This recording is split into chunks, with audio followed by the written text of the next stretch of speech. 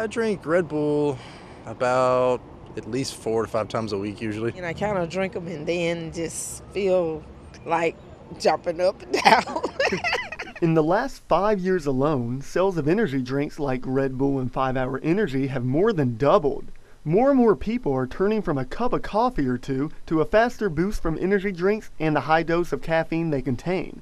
For most people, the results work. Caffeine can be beneficial for performance. If you go over 300 milligrams, such as having one no-dose tablet is 200 milligrams.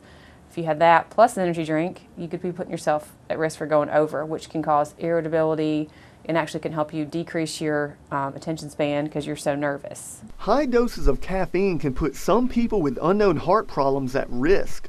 Even the NCAA regulates caffeine for both safety and to protect against illegal performance enhancement. Promoters say that ingredients such as B vitamins and I-carnitine, which are found in most energy drinks, actually benefit fat burning, despite sometimes high sugar content. But most experts say don't count on it. In fact, our bodies produce many of the supplements naturally. Some of the ingredients, do I think they're helpful? Not really.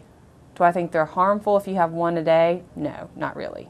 But it gets to a problem when you drink too many of them. The jury is still out on the overall health effects of pouring down energy drinks, just as the debate has raged on among heavy coffee drinkers for years.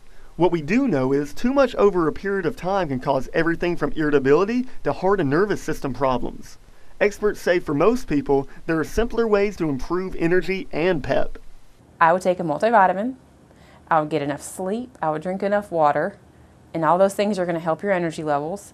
And if you want to spend a lot less money than spend it on these energy drinks, like I said, take a multivitamin and drink one Diet Mountain Dew or one cup of coffee. This is Jesse Pope, WCBI News.